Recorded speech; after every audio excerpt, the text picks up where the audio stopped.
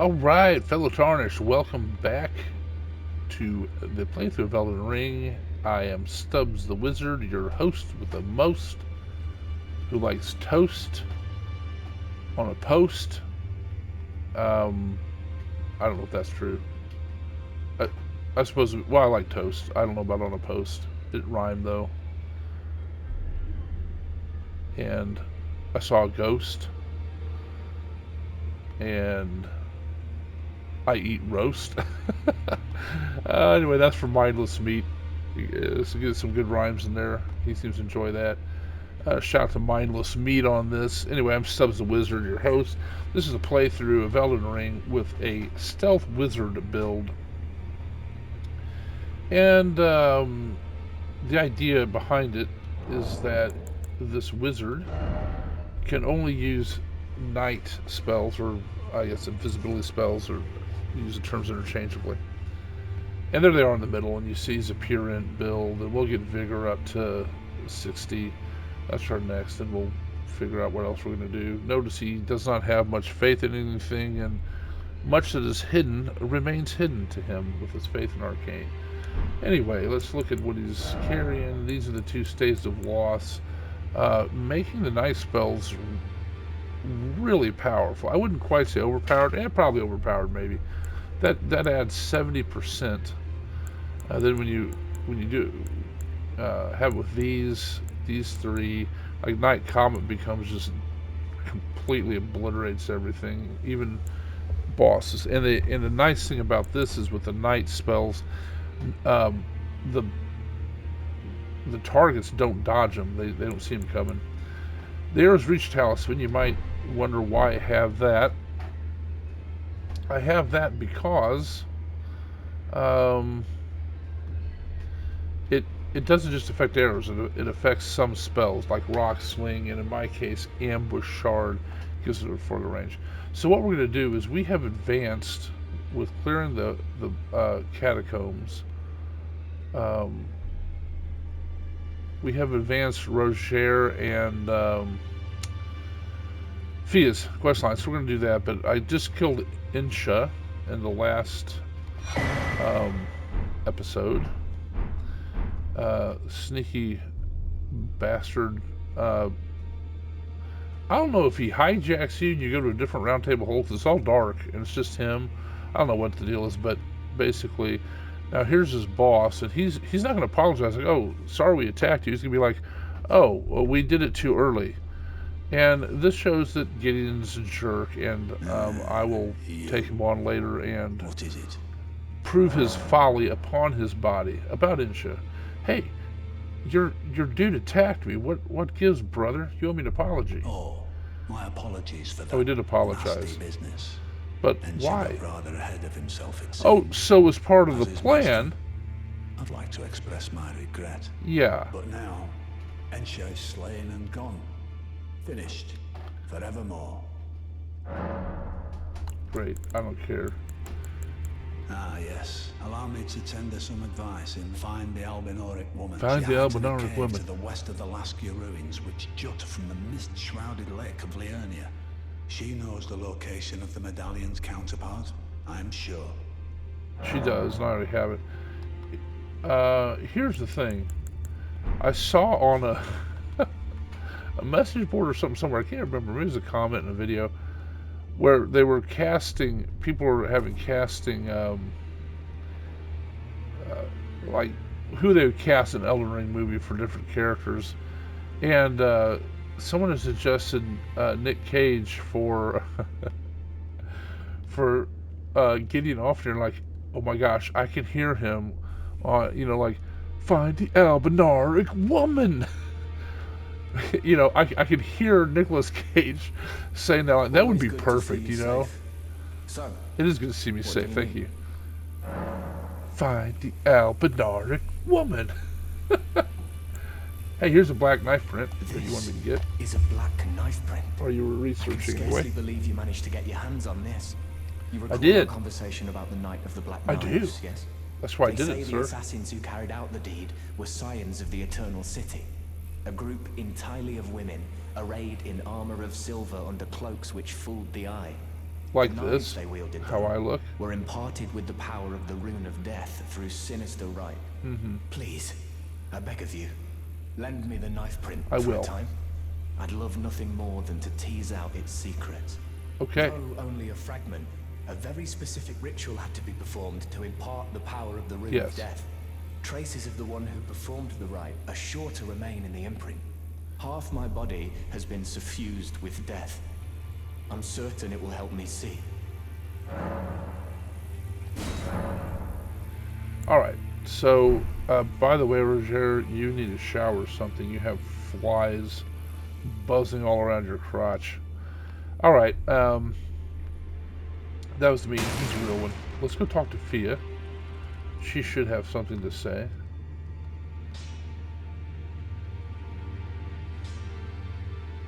I don't think she'll give the dagger yet I'm pleased to see you again. until Would we you like me to hold you once more? rest on at a grace in on the Altus Plateau. Now, You can hold me. come closer. So for this playthrough, to hold with the theme of a stealth mage,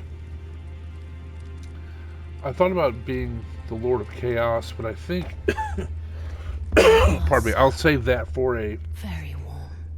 different playthrough. And this one I will do Fia's ending, because that seems pretty in keeping with the theme of the playthrough. I heard that you lent a hand. You know, returning Rogier. the ability to He die seemed to people, positively elated. He must be possessed and sort of of returning great free mental will to an fortitude. extent. It anchors his will and sustains him, despite his grievous wounds. You truly are a champion to dear Rogier, and myself too. I got a sacrificial Then twig. good day to you, my dear. Woot.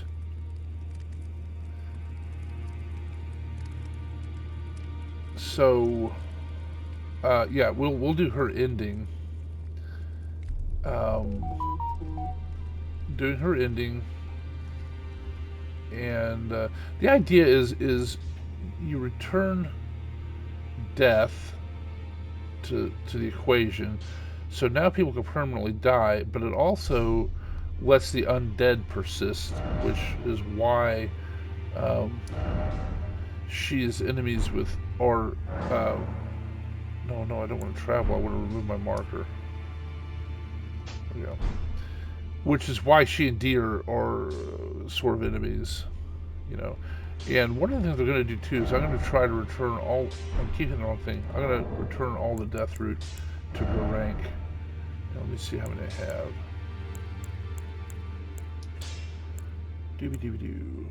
Doobie doo. Oh, by the way, Bubble Wizard, move! I'm bubbly, yay. But you gotta get that Baldekin's Blessing out of your inventory, otherwise it takes away from your health, which is, I don't know, it's not that big a deal, but I don't like it. Okay, we are going to rest to change the state of the game.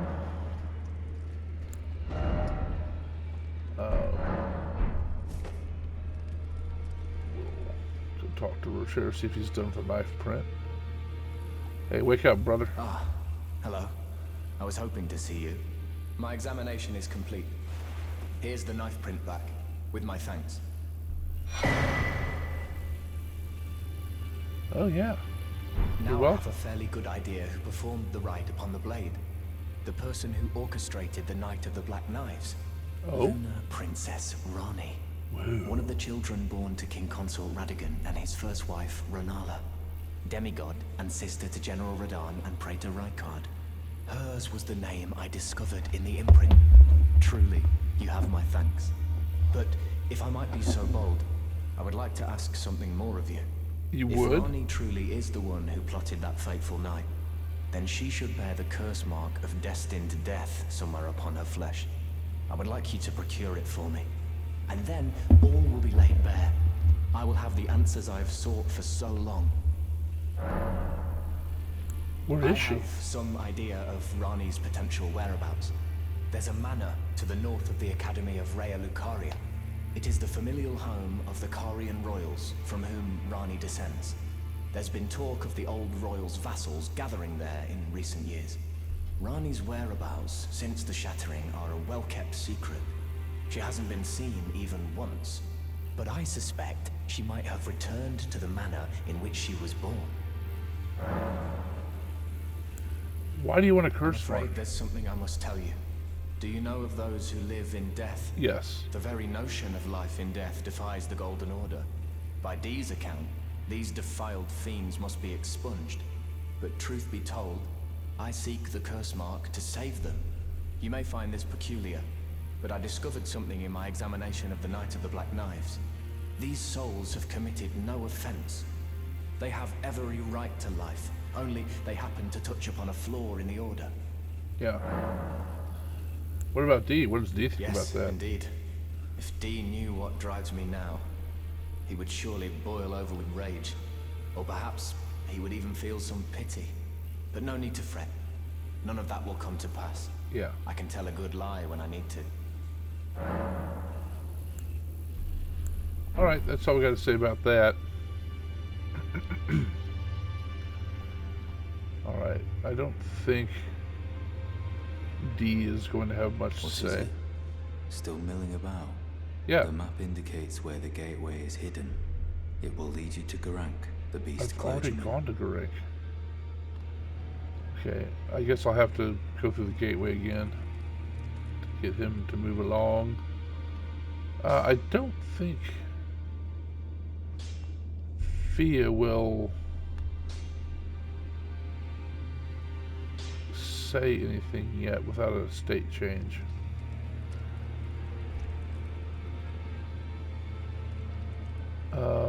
And actually, I don't think a state change will help either. I think I've actually got to find a grace on the plateau. We'll just see if she has anything to say, though. I am pleased to see. Would you like me to? Yes, hold me. Now, But hold me quickly.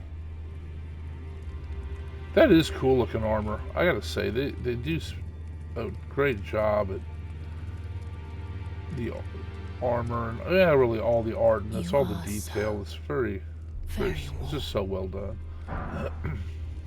then good day to you, my dear. Yeah, nothing else in secret.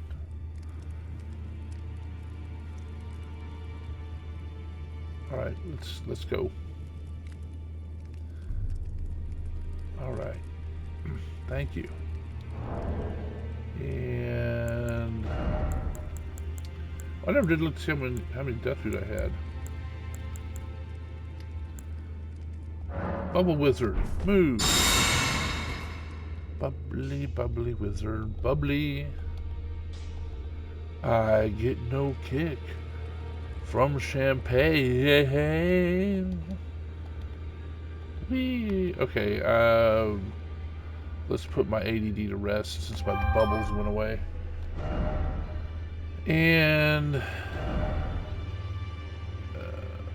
let's see here. Oh, yeah. What have I done up here?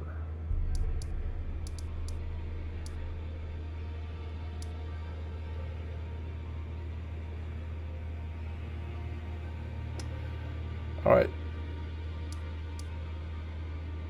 So many times, the first time to the Altus Plateau is actually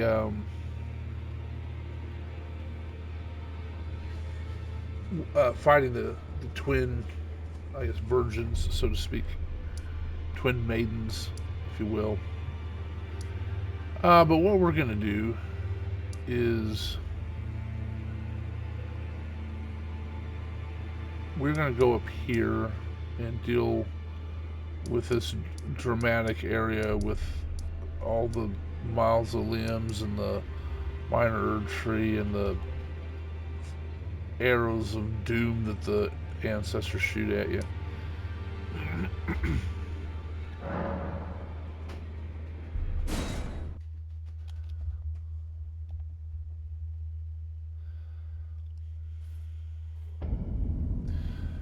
And what we'll do, let's just put this way. Got the basic heading. And what I'm going to do is I'm going to end it there. And what I'd ask you to do is I'm going to leave some links in the description, or they'll be there eventually, of a group I'm in called the Free Time Creators Collective. And we have a bunch of different channels, a handful of people that are just sort of like-minded, gamers that we play games and we post them on YouTube, and different styles of play, different, of course, personalities. We're all human and different, but yet also similar, and it's nice. And it's really interesting when you look at the social construct we have now, like with YouTube and other social media, of course. You look at, I'll give an example of I'm Not Great and Mindless Meat. We're pretty friendly, and what's interesting is I'm in Indiana. I'm Not Great is in Texas, and